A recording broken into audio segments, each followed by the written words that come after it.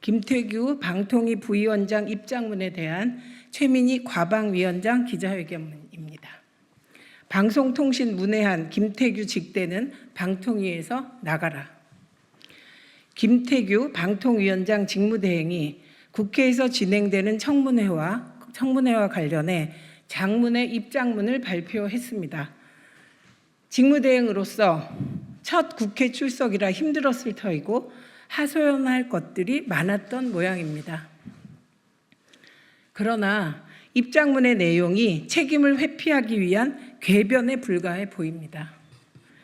첫째, 김태규 직무대행은 정작 이사의 선임이 불법적이라거나 정부가 방송 장악을 시도하였다는 사실을 소명할 아무런 자료가 없다며 막연한 추측이라고 주장했습니다.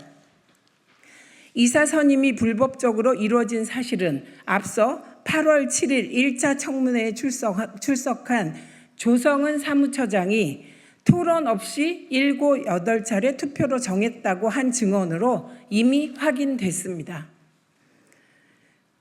토론 없다는 증언은 불법적으로 심의가 이루어졌음을 단적으로 보여주는 사례였고, 토론 없이 7, 8차례 투표로 13명을 뽑았다는 말은 심의가 생명인 합의제 방통위원회의 의사결정 구조를 어긴 불법적 행태입니다. 이처럼 이미 확인된 불법의 실상을 파악하기 위해 속기록 제출을 국회법과 국회 증언감정법에 따라 적법하게 요구했고, 회의 과정에 대해 질의했음에도 김태규 직무대행은 횡설수설 자료 제출과 증언을 거부했습니다. 청문회 과정에서 여러 의원들이 지적한 바와 같이 직무상 비밀에 속한다는 이유로 증언이나 서류의 제출을 거부할 수는 없습니다. 김태규 직무대행이 위원회 의결을 거치지 않아 권한이 없다고 한 것은 아무런 명분도 없는 떼쓰기일 뿐입니다. 이미 고발하기로 의결했으니 앞으로 검찰 수사와 법원 판결을 지켜보면 될 것입니다. 둘째, 김태규 직무대행은 불법이라고 규정할 정도에 이르려면 박문진 이사를 선임한 방통위 상임위원이 부정한 이득을 취하거나 부정한 청탁을 받고서 이사를 선임하는 정도의 위법이 있어야 한다며 장시간에 걸친 청문회에서 이러한 사실에 대한 논의는 언급조차 없었다고 주장합니다. 자신이 박문진 이사로 선임한 임무영 씨가 이진숙 방통위원장의 법률 대리인이었다는 사실조차 몰랐다는 사람이 할 말은 아닌 것 같습니다.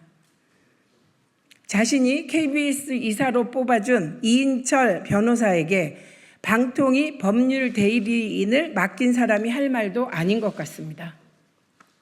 셋째, 방송을 장악할 의사도 능력도 없을 뿐만 아니라 필요성도 느끼지 못한다며 임기를 줄인 것도 아니다라고 강변했습니다.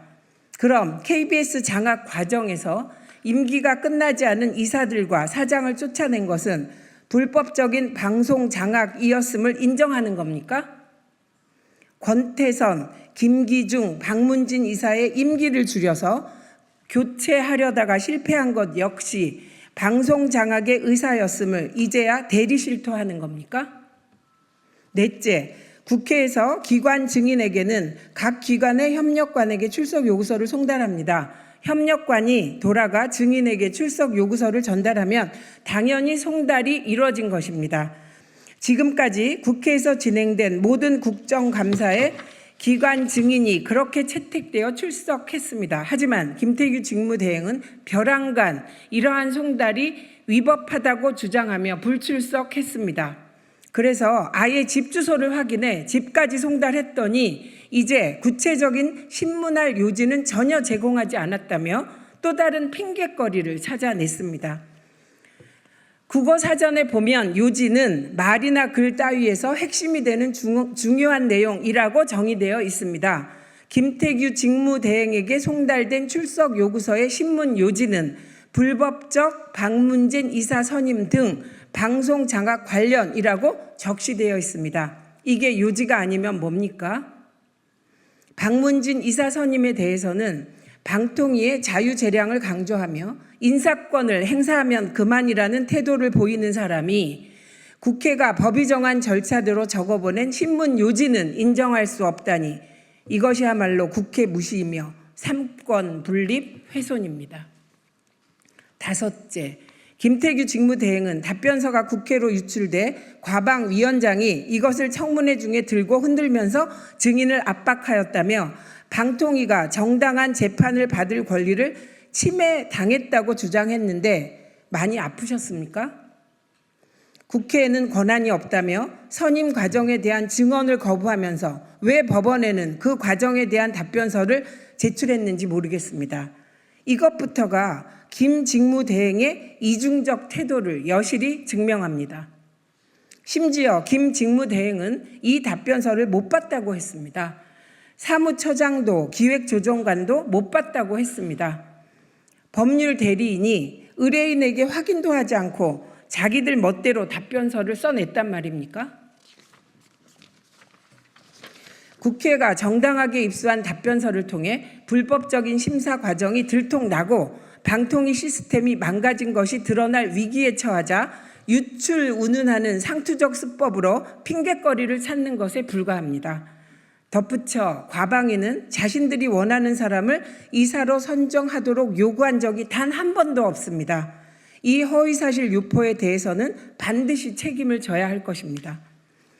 방통위 공무원들도 무너져가고 있다며 방통위 직원들을 걱정하는 척했지만 방통위 직원들을 정작 이 지경에 몰아넣은 것은 김홍일, 이상인, 이진수, 김태규 등 낙하산 위원장들과 고위직 간부들입니다. 이들에 의해 방통위는 망가질 대로 망가졌고 시스템이 무너졌습니다. 국회 담당 직원에게 이사 선임 절차에 대한 책임을 전가하고 국장, 처장, 위원장에 이르기까지 책임져야 할 사람들은 하나같이 모른다, 기억나지 않는다, 알지 못한다며 자기 살 궁리만 하지 않았습니까? 정말 부끄럽지 않습니까? 방송문외한 직무대행의 궤변에 하나하나 답을 할 가치조차 없지만 국민 여러분은 아셔야 하기에 궤변을 하나하나 바로 잡습니다.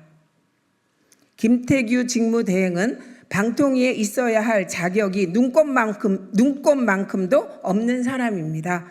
국회에 불려 나오는 게 싫거든 방통위를 떠나면 됩니다. 사퇴할 것을 강력히 촉구합니다. 2024년 8월 20일 과학기술정보통신위원회 위원장 최민희.